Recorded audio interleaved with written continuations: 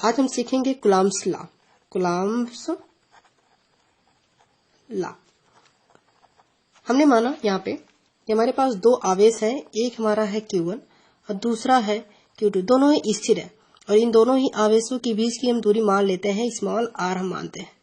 अब इनका नियम यह है कि किन्हीं दो स्थिर बिंदु आवेशों के मध्य लगने वाला बल, हम थोड़ा यहाँ पे लिख लेते हैं, नीचे रूल हम पहले लिख लेंगे, मध्य इनके बीच में लगने वाला जो बल होगा उन दोनों आवेशों के गुणनफल के अनुपाती तथा इनके बीच की जो दूरी r है उसके वर्ग के व्युत्क्रमानुपाती होगा।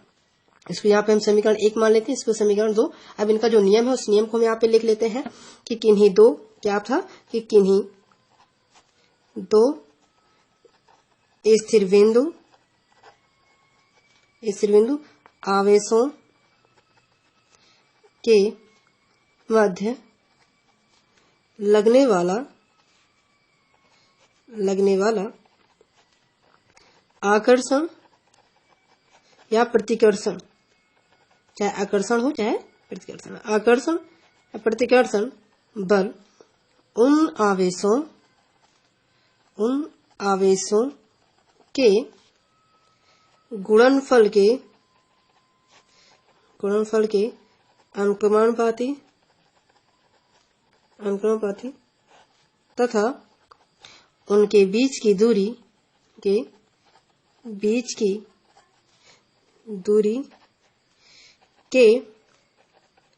वर्ग के व्युत्क्रमानुपाती होता है।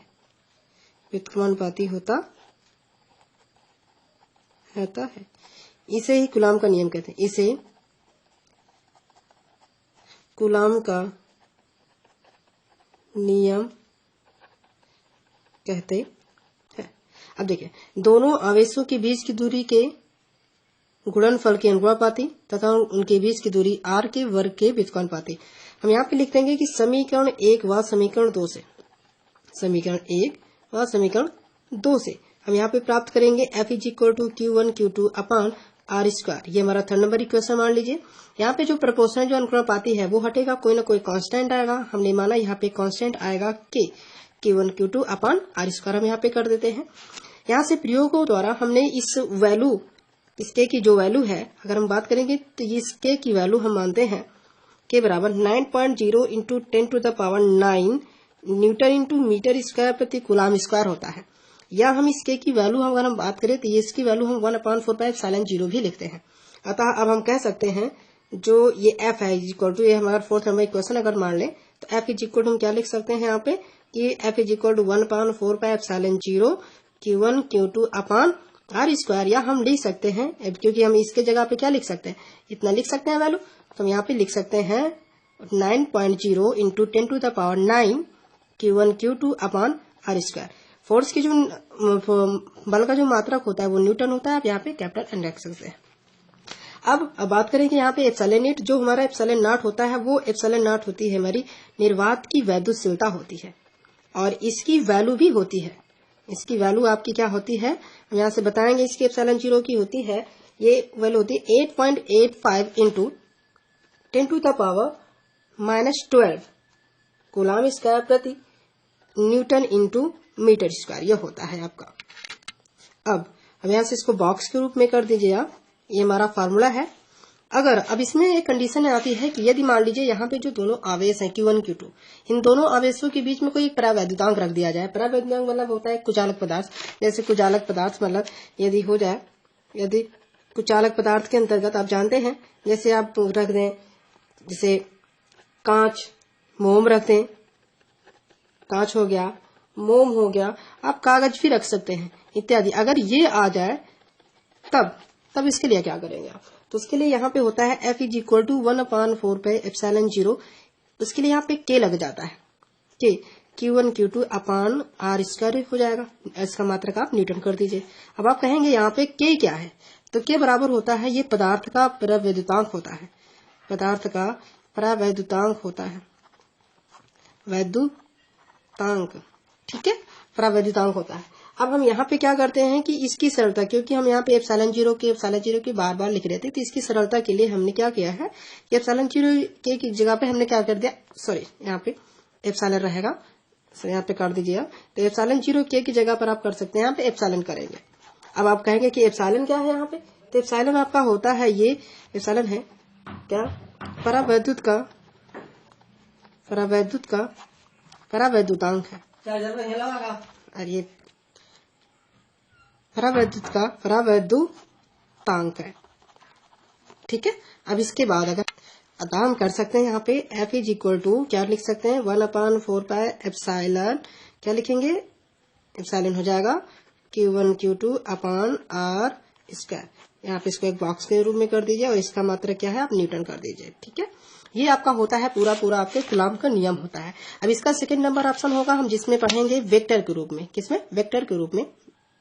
तो अब आप देखेंगे वेक्टर के रूप में, तो यहाँ पे हम लिखते हैं वेक्टर के रूप में, हम यहाँ पे इंग्लिश में आप लिख सकते हैं इन वेक्टर फॉर्म, आप कर सकते हैं इन वेक्टर फॉर्म। अब हमने माना वही चीज हम फिर से लेते हैं। यहाँ पे हम अगर मानते हैं कि हमारे पास दो आवेश हैं जो कि बिल्कुल ही स्थिर हैं और इन दोनों ही आवेश के बीच की दूरी हम मान लेते हैं स्मॉल r मान लेते हैं। यहाँ पे वेक्टर के रूप में पढ़ना है इसलिए हमने यहाँ पे वेक्टर लगा दिया। अब यहाँ पे क्या करते हैं, वेक्टर के रूप में दिखाना है इसलिए हम मानते हैं। अब हम यहाँ पे वेक्टर रूप दर्शाएंगे, दोनों ही यहाँ से प्लस आ जाए, यानी कि जाहिर सी बात है दोनों ही आवेश एक दूसरे पर फोर्स लगा रहे हैं। तो इसको वेक्टर के रूप में दिखाने के लिए यहाँ पे करते हैं, अगर Q1 ये Q1 चार्ज जो है Q2 पर जो फोर्स लगा रहा है तो हम इसको यहाँ पे लिखते हैं, इधर लगाएगा फोर्स और उसको हम लिखते हैं F21, मतलब 1 के कारण 2 पर लगने वाला बल। फिर से 1 के कारण 2 पर लगने वाला बल, F12 वेक्टर हो गया। सेम ऐसे ही 2 के द्वारा 1 पर कोई ना कोई फोर्स लगेगा जो कि इधर की ओर होगा। यहाँ पे हम लिख देते हैं किसके कारण लग रहा है, 2 के कारण किस पर, 1 पे, ये हमारा वेक्टर हो गया। अगर इधर की ओर दर्शा रहे हैं तो आप दूरी इधर कर देंगे, R2n वेक्टर हो जाएगा जो कि इधर की ओर दर्शाएगा। क्लियर। अगर अब यहाँ पे देखिए जो हमारा, अब देखो दोनों का डिस्टेंस यानी कि मतलब दोनों ही आवेश के बीच की दूरी समान है, तो यानी कि हमारी जो R12 वेक्टर बात करें और जो R21 वेक्टर है ये दोनों ही दूरी बराबर है, लेकिन क्या है दिशा में विपरीत है, इसलिए यहाँ पे माइनस लगा देते हैं, ठीक है। अब आपके यहाँ से हिंट के लिए मैंने यहाँ पे लिख भी दिया है। अब देखिए यहाँ पे जो R12 वेक्टर है माइनस मैंने R21 वेक्टर किया है। अब आप इसको ऐसा भी कर सकते हैं, R21 vector is equal to minus R12 vector कर सकते हैं, जो मैंने F12 वेक्टर और F21 वेक्टर को मैंने लिखा है यहाँ पे लिख दिया मैंने कि एक के कारण दो पर बल, या आप इंग्लिश में कह सकते हैं कि फोर्स ऑन 2 ड्यू टू 1, मतलब पहले 1 के कारण 2 पर बल लग रहा है और यहाँ पे है 2 के कारण 1 पर बल, मतलब आप कर सकते हैं फोर्स ऑन 1 ड्यू टू 2। अब यहाँ पे एक आपने पढ़ा होगा वेक्टर में, क्लास 11th में आपने पढ़ा होगा वेक्टर, जब आप पढ़ रहे थे तो उसमें यूनिट वेक्टर मतलब आर कैप, यूनिट वेक्टर को हम यहाँ से कैप से दिखाते हैं। तो R cap is equal to होता है आर वेक्टर अपॉन आर, जहाँ पे आर आपका इसका परिमाण होता है आर वेक्टर का, या आप इसको ऐसा भी कर सकते हैं R vector upon mod R vector. Mod R vector मतलब यही होता है, ठीक है। अब यहाँ पे मतलब इस मॉड के लग जाने पर सिर्फ इसका परिमाण लिया जाएगा ना कि दिशा ली जाएगी, इसलिए यहाँ पे आप इसको आर भी लिख सकते हैं, चाहे आप मॉड आर वेक्टर भी लिख सकते हैं। अब चलिए चलते हैं, अब हमारा जो क्वेश्चन है जो हमको जो भी ये कूलॉम्स लॉ है, कूलॉम्स ने जो हमको गणितीय रूप में जो भी हमको नियम दे रखे हैं उसको हमको वेक्टर के रूप में दर्शाना है। अब हम आगे बढ़ेंगे, जैसे कि अगर हमको ज्ञात करना है F12 vector is equal to हमको ज्ञात करना है, तो यहाँ पे हम लिखेंगे 1/4 pi epsilon 0 Q1 Q2 upon R square. चूंकि हमको दिशा दिखानी है तो यहाँ पे हम आर कैप का यूज कर देंगे। अब हमारा कैप किसके है, 1 2 है, मतलब 2 के कारण 1 पर 2 से 1 की ओर है हमारा। अब यहाँ पे अगर आर वेक्टर को कर सकते हैं हम, अथवा में कर सकते हैं, यहाँ पे हमारा ये हो जाएगा पहला नंबर। अब इसको आप और भी अगर आगे बढ़ाना चाहते हैं तो हम इसको लिख सकते हैं F12 vector is equal to, देखिए यहाँ पे आर कैप को हम क्या लिख सकते हैं, आर वेक्टर अपॉन आर।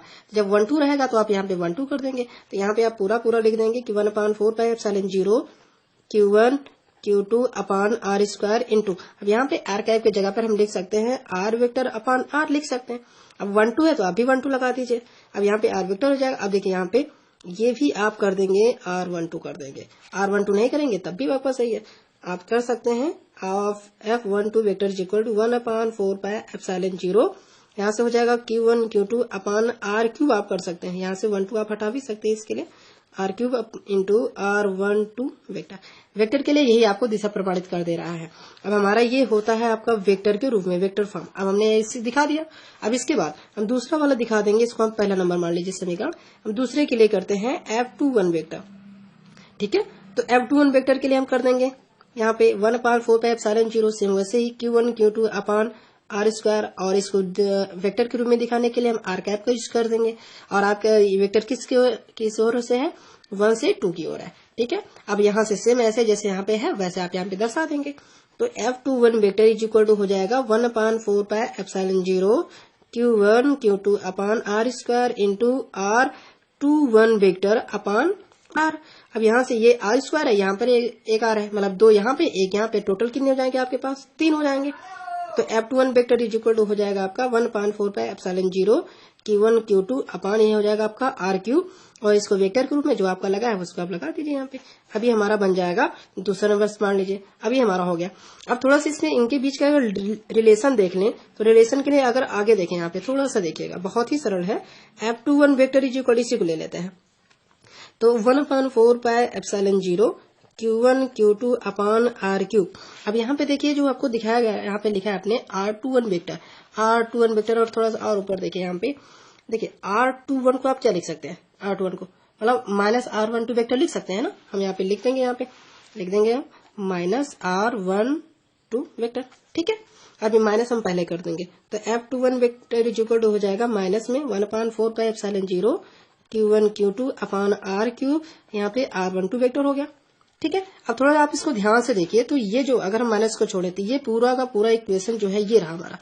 देखिए यहाँ पे मिलाएंगे यार, तो थोड़ा सा नहीं दिख रहा है लेकिन दिखाने की कोशिश करेंगे, आपको नहीं है, ठीक है। 1/4 पाई एप्सिलॉन 0 वहां पर भी है, Q1 Q2 अपॉन RQ, ये रहा Q1 Q2 अपॉन RQ, यहाँ पे R12 वेक्टर, यहाँ पर भी R12 वेक्टर। तो यानी कि पूरे की जगह पर हम क्या लिख सकते हैं, यहाँ पे भाई ये इतने बराबर है तो इसकी जगह हम क्या लिख सकते हैं, F12 वेक्टर लिख सकते हैं ना।